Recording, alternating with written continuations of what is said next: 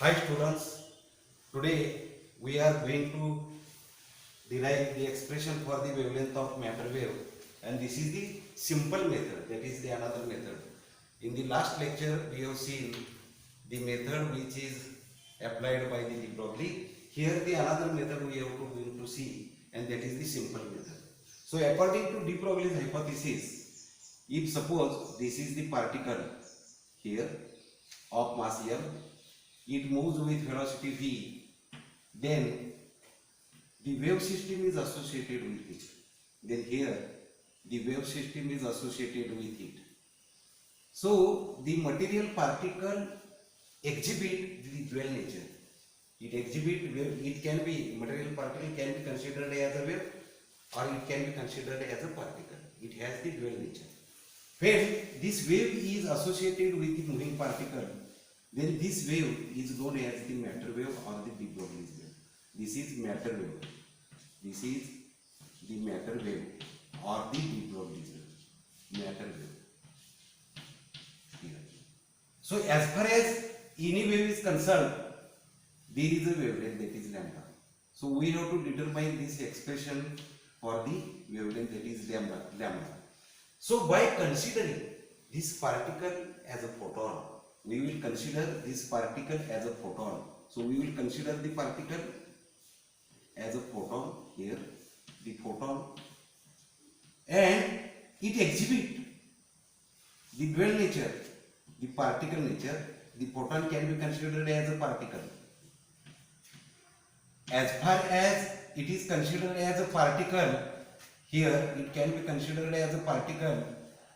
It should have the mass. Particularly photon is massless at rest, but when it is moving there exists mass. This is movable mass of the photon. Then it has also the energy, it has also the momentum. It will travel with what velocity, which is called as the velocity of the light. So these are the parameters of the particle or the photon. Mass of the photon, energy of the photon, momentum of the photon. This is the velocity of this photon. Also it exhibits the wave-like characteristics like this. As photon is considered as a wave here, we are getting here the parameters. Here we are getting the parameters like this. The wavelength, it should have the wavelength, it should have the frequency, there will be also the energy here, and it travels with what velocity is known as, it is also the velocity of the light. It travels with the velocity of the light. This is electromagnetic wave. So to determine the wavelength of the matter wave means to determine the wavelength of the wave associated with the photon. Here we will use the equation wavelength of the wave is equal to the frequency of wave. This is the equation, frequency of wave divided by the velocity of wave divided by frequency. Velocity of wave divided by frequency. Here the velocity of wave divided by the frequency of wave. The frequency of wave here. And this will be equal to velocity of wave, that is c, frequency of wave, velocity is c, frequency is nothing but mu, and lambda is nothing but wavelength of this wave. So this is equal to mu. So suppose this is equation number 1. Now from whenever the photon is exhibited the particle nature, it can be treated as a particle, then the energy of the photon is given by Einstein. Energy of the photon is given by, it is equal to mc square. It is equal to mc square. This is Einstein's mass energy relation. While if the photon is behave as a wave, then energy of this photon, when it is exhibiting the wave nature, then it is given by E is equal to h mu, and this is given by the Planck's quantum theory. This is on the basis of quantum theory. This is on the basis of quantum theory. The energy of the wave exhibiting by the photon is given by like this, and this is Einstein's mass energy relation. This is mass energy relation. Mass energy relation here. Mass energy relation. Now combining now these two results, we are getting H mu is equal to this energy, and this energy must be equal. That is mc square. Here is mc square. So from this equation, mu is equal to mc square divided by h. mc square divided by h. Now putting this value of the frequency in equation 1, we are getting the wavelength of de Broglie's wave. So put here, so lambda is equal to, we are getting C as it is, velocity divided by, we will put, instead of the frequency here, put mc square divided by h. Here mc square divided by h. So this comes out to be equal to, one c get cancels, h goes to the numerator, so we are getting h divided by dmc, like this equation. So lambda is equal to h upon mc. But the product of mass of the photon and the velocity of the photon gives rise to momentum. So this will be equal to the h upon what here? P. H upon P. P being the momentum of the photon, and it is equal to m into c. So this is the expression for the de Broglie's wave. De Broglie's wave here. So it is seen that the wavelength associated with the moving particle is directly proportional to the, so it is equal to the ratio of Planck's constant to the momentum of the particle. So this is the expression. So how it is derived? This is simple experiment, and if question is asked for short notes, determine the expression for the wavelength of the matter wave. For the short notes, you can write this. If it is asked, this question, same question is asked for long question, you have to derive the wavelength on the basis of the de Broglie's concept, or whatever the de Broglie's assumed, that you have to use and A. Now we will see here the wavelength associated with the big particles and the small particles. So as far as big particle is concerned, we will consider here the motion of the cricket ball.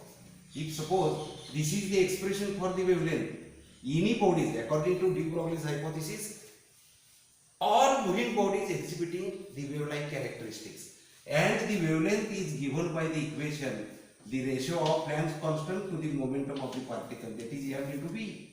So when the cricket, we will consider the cricket ball here, the cricket ball we will consider here, and the other we will consider the small particle, that is electron, and in both the cases we will determine the wavelength here. So both are the particle, this is big particle, this is small particle. So in case of the cricket ball, we will apply here, if cricket ball is in motion, the wave is associated with it, whose equation is m into v. If suppose the mass of the ball is 100 gram, it is equal to what here? The 100 gram, suppose. So this will be equal to 0.1 kg in terms of kg. This is 0.1 kg here. Then the Planck's constant, that is equal to, we know it, nearly about 6.6 into 10 to the power minus 34 joule into second here unit. And if suppose the velocity, for convenient we will take the velocity of the cricket ball, that is 100 meter per second. 100 meter per second. Then by putting these values here, we are getting, yes, you have put all these values, we are getting here 0.66. 0.66 here comes out to be 0.66 into 10 to the power minus 10 to the power minus 34 meter. 10 to the power minus 34 here, 10 to the power minus 34 meter. So we are getting this. So this wavelength of the cricket ball is found to be like this. In terms of angstrom unit, here we are getting 0.7 66 into 10 to the power minus 24 angstrom in terms of angstrom rate, because the 1 meter is equal to what here, 10 to the power 10 angstrom rate, 10 angstrom rate. So we are getting like this equation. So we are getting, this is the wavelength associated with the cricket ball. And as far as electron is concerned here, the lambda is equal to again h divided by mv, mass of the electron h 6.6 into 10 to the power minus 4 minus 34 joule into second, divided by mass nearly about 9.1 into 10 to the power minus 31 kg minus 31 here the kg into velocity. We will assume here time being the velocity is maximum velocity, that is the velocity of the light. Electron is accelerated in such a way that it moves with the velocity of light maximum, and this comes out to be nearly about 3 into 10 to the power 8 meter per second. Then this value comes out to be equal to, this value is found to be equal to 0.241 into 10 to the power minus 11 meter, and in terms of angstrom unit this is 2.4 into 2.4 angstrom unit. So you have to observe this wavelength associated with the wave in case of the cricket ball is very small, while the wavelength associated, and it cannot be measured. It is difficult to measure such a small wavelength associated with the cricket ball, so it can be just neglected, and we are only considering the motion of the particle. But in case of the electron is moving, small particle is moving, the wave can be found to be equal to 2.4 angstrom.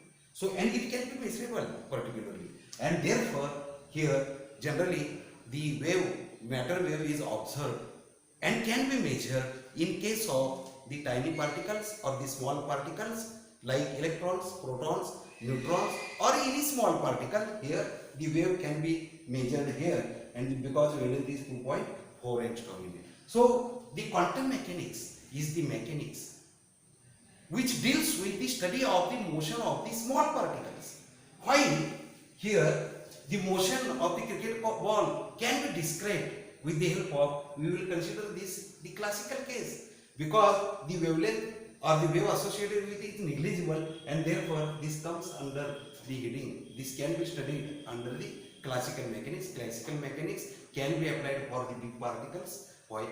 But you have to remember, there is no unique equation which can give the motion of the particle starting from tiny dimension to the big particles. Here your big dimensions, there is no unique equation. One scientist, what we call as Stephen Hawking, tries but not successful to give the unique equation. In case of the black body radiation, the classical theory, there are so many scientists, Stephen, Rayleigh-Jeanyns, Wiens, they derived the different equations which are true for the different regions in the temperature, but unique equation is determined by what here, the Planck in 1905, and Planck quantum theory is announced in those days. Similarly here the problem is waiting for you. Okay, thank you.